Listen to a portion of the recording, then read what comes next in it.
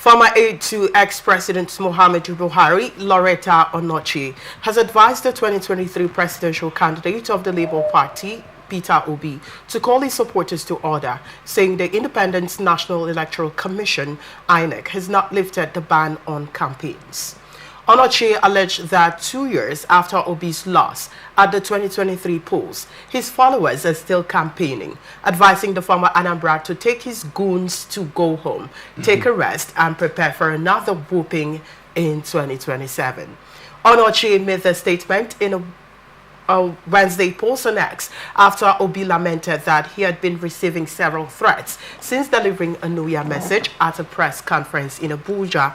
In the address titled "Nigeria Needs a Selfless and Exemplary Leadership," Obi had criticized President Bola Tinubu's administration for its inability to tackle the country's mounting economic and security crisis and called for vigorous, positive actions to alleviate the suffering of Nigerians, noting that many citizens were losing hope.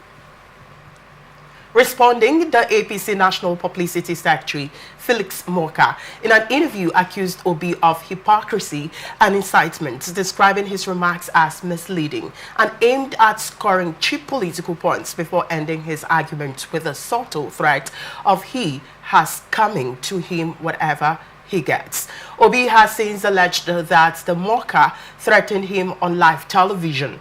He also claimed he received a series of threatening messages following Morka's remarks. Dismissing Obi's claim, Onochie said the Labour Party's stalwart was too unserious and consequently inconsequential in the scheme of things in Nigeria today.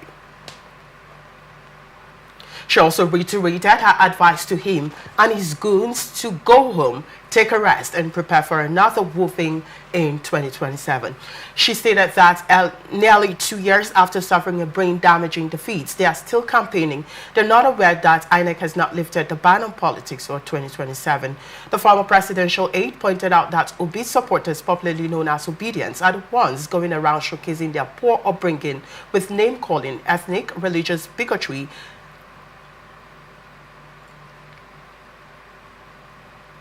and slut-shaming women, especially on social media. Enough of their shenanigans, well, she says. I'd like to get your thoughts on this, a very hot one coming from Onochie. I mean, I'm wondering because it feels like we have, it feels like an example of someone who has his house burning on fire and goes about chasing the rat. I mean, let's talk about this one. Well, in trying to advise Obi, Onochie has also not done well in certain words she has used as a person. I don't think that is right. Okay. You know, to say somebody is a slut chasing women and all of that, I mean, that's not good of somebody of her personality.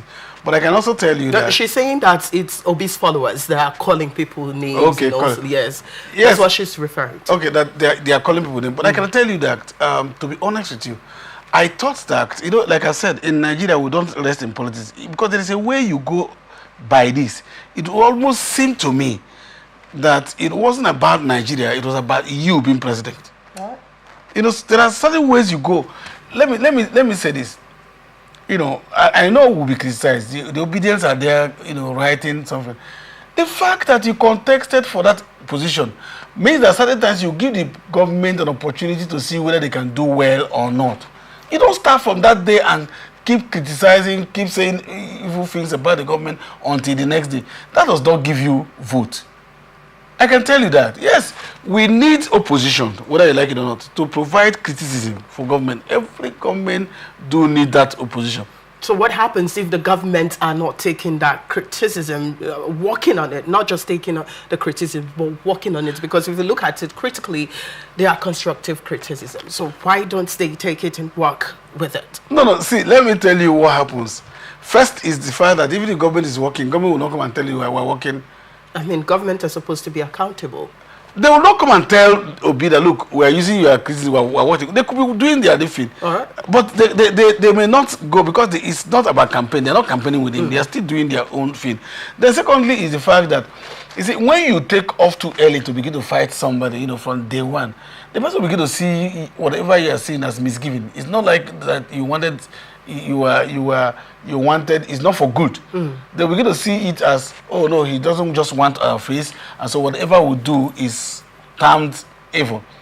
But like she said, one of the positive way, like she said, is please, even though she said we'll be, meaning that they will also fail. But I would have thought that, look, in this country, we should be able to sit down, and I would have loved for Obi and Obedient to say, okay, let's give Tinubu a chance and see what he's doing. Some of us will begin to feel that, oh no, it's about the country, it's not about you. But when you start from the one and still doing as if you are campaigning, just like she said, as if we are still running an election, please let us see if Obi visits somebody, the next thing you hear is I visited somebody to talk about the country and how they are doing this and that. I mean, that's not it now.